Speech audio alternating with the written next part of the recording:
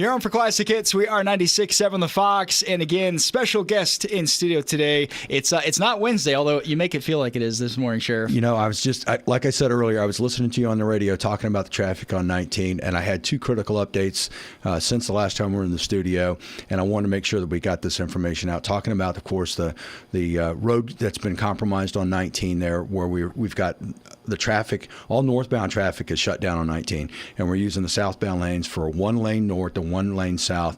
And I know you've talked previously about those critical areas to try and avoid if humanly possible, unless you absolutely have to go to one of those businesses or get to some other street down in that area there. Try and use Grover Cleveland, get on 491, go down to Cardinal, or vice versa, depending on which way you're flowing in the traffic. But if you have to get there, please put your cell phone down. Be very, very safe. Watch out for those construction workers out there.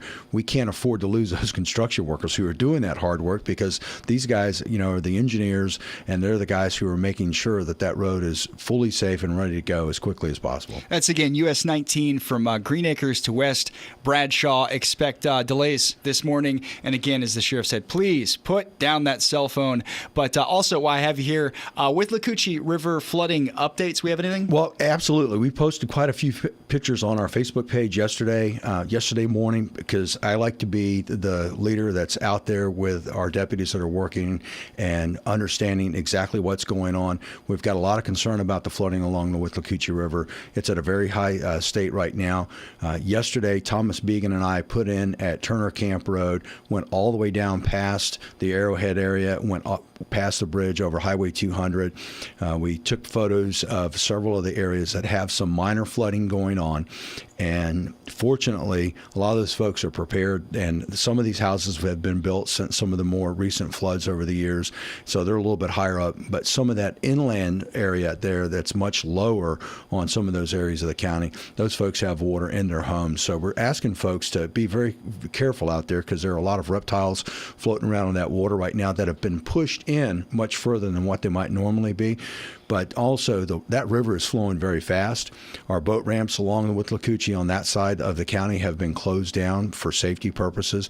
You can't, like yesterday where we were at on Turner Camp Road, you couldn't even see the seawall. Yeah. The dock is completely submerged. It's not a floating dock. It's a stationary dock, and the dock is under several feet of water, and it's just unsafe out there. But the big news is we think for this part right now, we've seen just about all the water rise that we're going to see. It's at 8.7 feet. The gauge that was on the Withlacoochee yesterday shows it just a little bit below that, but that's because there's a 2x4 behind it blocking it, and so the actual height of the water is about 8.7 feet. It might rise another inch or two, which might affect a few more homes and some of those outbuildings that a lot of us have on our properties, whether it's your shed, your pump house, or something like that. But by and large, we're looking pretty good going into the weekend. But we just want to remind folks that several of our boat ramps are closed down, and the river is very dangerous. There's a lot of debris in that river right now too. A lot of debris, a lot of trees over parts of the river where people would just normally go blowing through there in an airboat or in a boat that's got like a Mud Buddy motor on it or something, and go through there. And when Thomas and I were on the river yesterday, there were places like, yeah, we better slow down a whole heck of a lot, because another boat could be coming around the corner there, and because of that confined space, we could run into each other. So we were very cautious out there. So again, if you get over to the Citrus County Sheriff's Office Facebook page, you guys are constantly updating, doing a really great job there. Kind of still seeing the after effects of Irma. I saw Lake Okeechobee, they said, was the highest it's been in over a decade. Very, very, very high levels of water there. Not quite to what they saw when Hurricane Andrew passed through, but it's pretty darn high. And, the Corps of Engineers is working very hard to protect that area out there. And then one other thing, too, to caution boaters, if you normally go down and fish along the spillway area of the Inglis Dam, stay the heck away from it right now, because they're discharging some water there. And there's the folks have pushed out some messages about the turbulent waters there. And if you get too close in a very small boat, you could see your boat capsize. Okay. And again, are you guys getting a lot of calls on the non-emergency line still? We still get a lot of calls on the non-emergency line, and we're encouraging folks, if they've got any questions, to go and check out our Facebook page first, because we put a lot of updates out there. But the other thing is, folks can always call that if they've got some questions that are out there. And as a reminder to the listeners as well, we have FEMA registration sites at the office in Crystal River, the office in Inverness, and the office in Lecanto. Those offices are open from 8 to 5 today if you want to go out there and apply for some disaster assistance.